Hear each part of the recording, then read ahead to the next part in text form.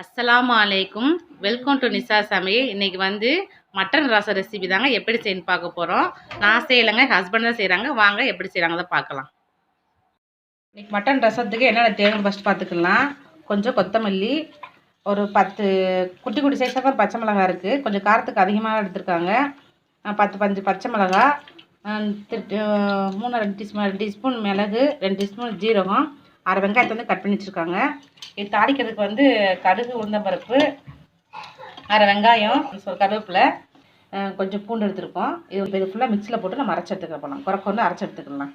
இது வந்து தக்காளி எடுத்து வச்சுருக்காங்க, 6 தக்காளி. இது வந்து நாட்டு தக்காளி 3, போண்டா தக்காளி 2 எடுத்துருக்காங்க. ஏன்னா புளிப்பு அதிகமாக இருக்கனால ரெண்டுமே மிக்ஸ் பண்ணி எடுத்துருக்காங்க. 6 தக்காளியை போட்டு நல்லா மசிச்சு எடுத்துகிட்ருக்காங்க. நல்லா மசிச்சிடணுமா, மட்டன் ரசம் ரொம்ப டேஸ்ட்டாக இருக்கும். இதை நீங்கள் மிக்சியில் கூட போட்டு எடுக்கலாம். ஆனால் ரசம் அவ்வளோ டேஸ்ட்டாக இருக்காது. மிக்சியில் போட்டிங்கன்னா அந்த கப்புலேயே ஓரளவு சூடாயிரும் அந்த ரசம். அதனால நல்லா இருக்காது. கைட்டை எவ்வளோக்கு மசிக்கிறோமோ அப்போ தான் டேஸ்ட் நல்லாயிருக்கும். எல்லா மசாலாமே நல்லா குறைக்கொன்னு அரைச்சி எடுத்துக்கிட்டாங்க. இங்கே வந்து மட்டன் வேக வச்சு தண்ணி எடுத்து வச்சுருக்காங்க. இப்போ எப்படி ரசம் வைக்கிறத பார்க்க போகிறோம். இப்போ தக்காளி வந்து ஏற்கனவே நல்லா மசிச்சு எடுத்து வச்சுருக்காங்க. அதில் வந்து மட்டன் வேக வச்சு தண்ணியை வந்து மிக்ஸ் பண்ணிடுறாங்க. அதோட ஒன்றா கலந்துருவீங்களா? மசாலா போட்டுலாம் அதான் இடித்து வச்சுருக்க மசாலாவையும் குறைக்கணும் அரைச்சி வச்ச மசாலாவையும் அதிலே சேர்த்துட்றாங்க. மிளகு சீரகத்தை வந்து நம்ம புளி சேர்ப்போம் ரசத்துக்கு. இவங்க புளிலாம் சேர்க்க மாட்டுறாங்க. நம்ம எவ்வளோ ரசம் வைக்க போகிறோமோ அதுக்காக தண்ணி சேர்த்துக்கலாம். தண்ணி சேர்த்துக்கிற போகிறோம். நம்ம வந்து இவ்வளோ மசாலா ஆட் பண்ண மாட்டோம். எங்கள் ஹஸ்பண்ட் எப்போயுமே மிளகு சீரகம் அதிகமாக தான் சேர்ப்பாங்க. ரசத்தில் நம்ம தண்ணி இருக்கிறத விட மசாலா தான் அதிகமாக இருக்க மாதிரி இருக்கும். ஆனால் டேஸ்ட்டு செம்மையாக இருக்குங்க. அவ்வளோ நல்லாயிருக்கும் டேஸ்ட் வந்து. நம்ம நார்மல் ரசம் வைக்கிற மாதிரியே தான். ஆனால் வந்து புளி சேர்ப்போம். இதில் வந்து மட்டன் வேக வச்சு தண்ணி சேர்க்குறாங்க. தண்ணியில் போதுமாக ஊற்றிட்டாங்க. கொஞ்சம் கொத்தமல்லி சேர்த்துட்றாங்க மேலேயே. அவ்வளோதான், ரசம் ரெடி ஆகிடுச்சு. நீ தாளிச்சு விட்டுற வேண்டியதான். நீ பச்சை 4 வெங்காயத்தை வந்து அதிலேயே மேலாவில் போட்டுறாங்க. நம்ம தாளிக்கும் போது வெங்காயம் போடுவோம். தாளிக்கும் போதும் போடுறாங்க. அந்த ரசத்தில் மிக்ஸ் பண்ணி வச்சுருக்கோமா அதிலே சேர்க்குறாங்க. அவ்வளோதான், தாளிக்கிற வேலை தான். எல்லா ப்ராசஸ் முடிஞ்சிருச்சு. தாளிச்சு விட்டுறலாம் ரசத்தை வந்து.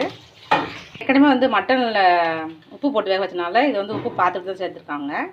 இப்போ தாளிச்சு விட்டுறலாம். இது இப்போ வந்து நம்ம தாளிப்பு விட்டுறலாம். கொஞ்சம் ஆயில் ஊற்றிக்கலாம். ரசத்துக்கு ரொம்ப ஆயில் தேவைப்படாது. வெங்காயம் அளவுக்கு எண்ணெய் ஊற்றிக்கலாம். நல்லா காஞ்சி வச்சு கடுகு சேர்க்குறாங்க.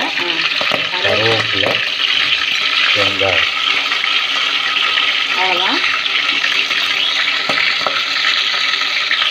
சேர்த்து நல்லா வேக விட்டுறோம்.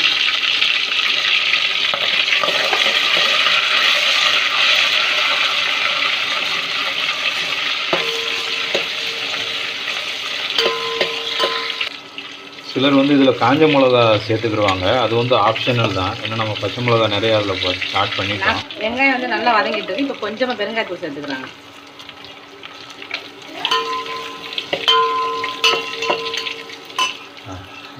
அவ்வளோதான், ரெடி ஆயிடுச்சு.